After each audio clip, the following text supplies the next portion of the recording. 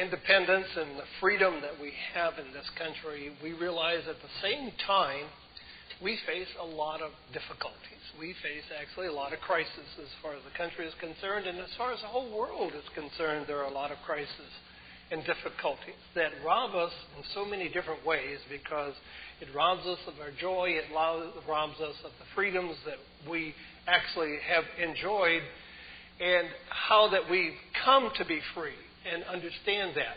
We recognize it in part that we've come to be free because we've had forefathers who went before us who have fought for the freedoms. And as a country that we have fought, and that many of hundreds of thousands and millions of our young men and women have died on the battlefield so that you and I might have freedom to be who we are. And yet the greatest death, as was in that song, that ever was given so that we might have freedom, was the death of Christ. And that he gave his life freely for us so that you and I might have freedoms. One of the issues, though, that we deal with is that even though we have freedoms, we find ourselves with some difficulties in terms of being free from fear. And if I were to ask you, are there any fears that you have that keep you from enjoying the freedoms that you have, you might be able to come up with one or two concerns that you have. It may be the fact that you, over the process of time, or as I, have gotten older, and you realize, whoa, life is not going to go on forever, and all of a sudden someone around us, associated with us, close to us, dies, and our world is kind of rocked, in a sense, and we have to work through that. Or that we find, as we well know here in our own congregation, that you have health issues. And those health issues are life-threatening, and so it changes everything. Or that you have financial problems and difficulties. Or that you have relationship issues, and you're afraid that how things are going to turn out, that they may turn out rather poorly. Well, today I want to talk about the scripture about a happening that happened with the disciples and Jesus, where it elevated their fear to among the highest levels possible, because they were fearing for their life. And while they were fearing for their life, Jesus had a rather nonchalant approach as far as they are concerned. Now, the example I want to give, and I want us to look at in terms of Scripture, is in Mark chapter 4, verses 35 through 40. And we have to realize here, actually through 41, and I put 40 on your notes, but it's actually all the way through 41, that this is the example where Jesus and his disciples are crossing the sea there, and a great storm comes up in their life in this situation, and they are very concerned about their life. But I want us to, first of all, to realize the element of fear that were in the disciples' heart, beginning here in verse 40 of Mark chapter 4. And he said to his disciples, "Why are you so afraid? Do you still have no faith?" So Jesus recognized in these individuals and his disciples that they were very afraid, and he talks about their not having faith. And then verse 41, and this is kind of going to be, these two verses are going to be the context in which we're going to look at this. In verse 41, and they were terrified. So that's an elevated afraid. And they ask each other, "Who is this that even the wind and the waves obey him?" So we want to look at the two elements about fear and who is this anyway? And what the fear and who this is has to do with our fear or our lack of fear in our life. That is what we want to look at. So when we look at this story of the storm at sea and the story for all of our lives, because I believe it is a story for all of our lives, because our life is like we do get in a boat. Some days it's rather calm. Some days are a little choppy. Some days are a little different.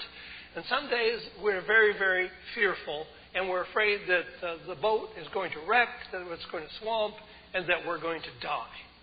That we all are there. But in this process, what Jesus is teaching them and helping to for us to recognize is that there are lessons for us to learn in terms of fear, in terms of faith, and in terms of who Jesus is. So what we read from verses 35 through 41 is that the ships were tossed to and fro.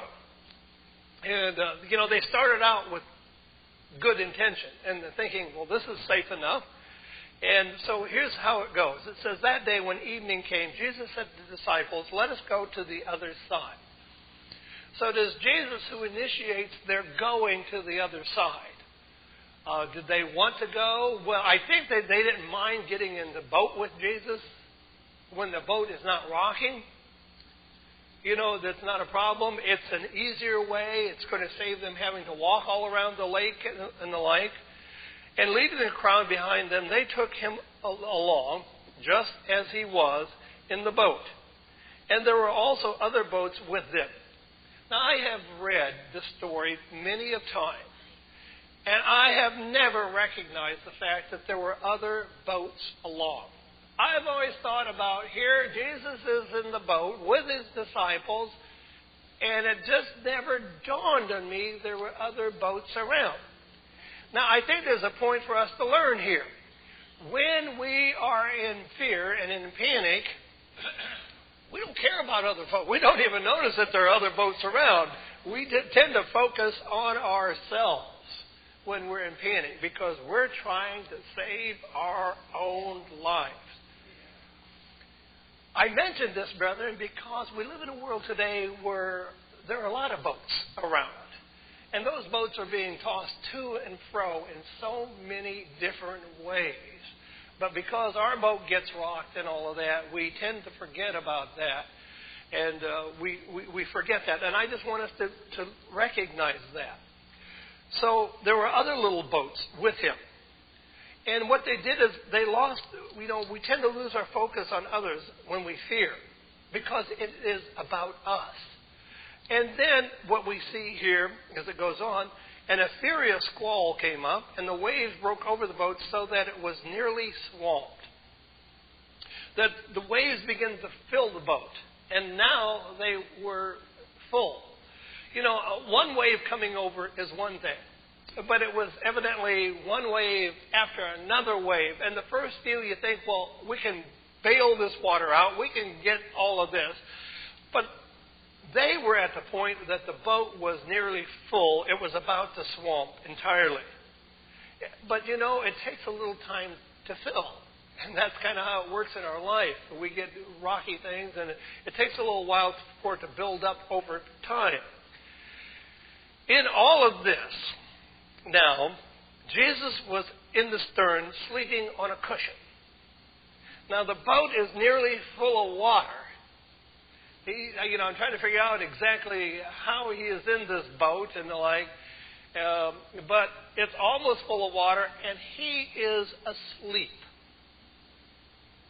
And think about that, and you got to wonder.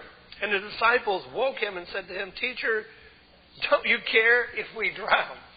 Okay, now, when we think about our own personal fears and the like, we find Jesus asleep while the rest of them are panicked.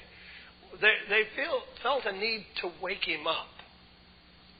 God, and this is kind of the thinking, God is sleeping on us. Now, brethren, what do we know about Scripture? God never slumbers. God never sleeps. That is something that we need to know and understand. Even when it appears he is asleep, God never slumbers and God never sleeps. And so when we're in the midst of our fears, do we have to wake God up? Is he unaware? I suggest that God is not unaware. Feeling the blues today or tired of life already? Do you have questions about life or need spiritual advice? We can help. Log on to worldwidechurchofgod.com or wcgfairfield.blogspot.com and stay connected to reality.